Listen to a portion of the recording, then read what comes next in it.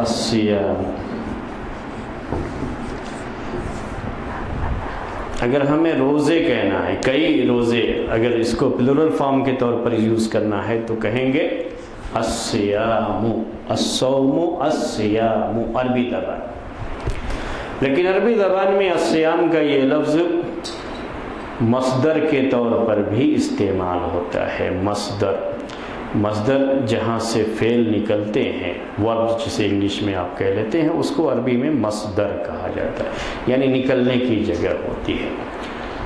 تو یہ مصدر کے طور پر بھی استعمال ہوتا ہے. اگر مصدر سمجھنا ہو تو انگلش میں جس کا ہم ترجمہ ٹو کے ساتھ کہتے ہیں، two set, two eight, two کے ساتھ جو کرتے ہیں وہی کیا ہوتا ہے عربی زبان میں اسی میننگ کو پیدا کرنے کے لیے اس لفظ کو مصدر کہا جاتا ہے. تو یہ صیام کا لفظ اس کے لیے بھی استعمال ہے. قرآن میں جب ہم پڑھتے ہیں یہ آیت، یا ایھا الذین آمنوا کتب علیکم الصیام کما کتب علی الذین من قبلکم، یا ایھا الذین آمنوا کتب علیکم الصیام، الصیام، یہی لفظ ہے الصیام. لیکن اس آیت کے اندر یہ لفظ صوم کا پلورل فارم نہیں ہے وہ، بلکہ وہ مصدر ہے وہاں پر. تو جب اس کا ٹرانسلیشن کرتے ہیں تو اس کا خیال کرنا چاہیے. غلطی بہت سے لوگ کرتے ہیں، جب ترجمہ کرتے ہیں تو کیا کہتے ہیں، اے وہ لوگوں جو ایمان لائے تم پر روزے فرض کیے گئے. روزے نہیں فرض کیے گئے ہیں، بلکہ روزہ رکھنا فرض کیا گیا. صحیح ترجمہ کیا ہے؟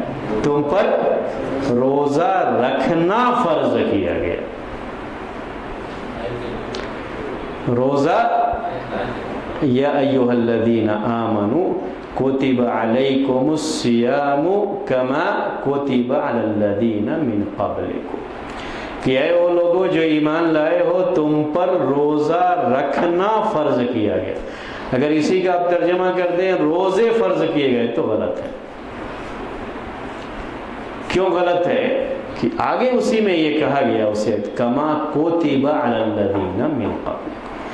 کتب جو آگے ذکر کیا گیا، اگر صیام کا یہ لفظ جمع ہوتا، پلورل فارم ہوتا تو وہ آتا کما کتبت، عربی میں کما کتبت. تو یہ وہ وہاں پہ پلورل فارم نہیں ہے، اصل کیا ہے، مصدر ہی ہے وہاں پر. تو مصدر کے لحاظ سے ہی اس کا معنی کریں گے اے وہ لوگوں جو ایمان لائے تم پر صوم رکھنا فرض کیا گیا ہے، جیسے یہ صوم رکھنا فرض کیا گیا تھا ان پر بھی جو تم سے پہلے گزر چکے ہیں. یہ بہت گہرائی کی باتیں ہوتی ہیں. یہاں جو آگے کہا گیا عربی گرامر کے لحاظ سے، یا ایھا الذین آمنوا کتب علیکم الصیام کما کتب، یہ کتبہ اسی وقت ہو سکتا ہے جب یہ مصدر ہو. اگر یہ جمع رہے گا تو کتبہ نہیں آئے گا عربی زبان میں. لازماً کیا رہے گا؟ کتبت، مؤنث کا صیغہ آئے گا، کیونکہ جمع کا جو اصول ہے عربی زبان میں جمع مکسر کہتے ہیں. اگر ضمیر اس کی طرف لوٹتی ہے تو مؤنث آنا ضروری ہو جاتا ہے.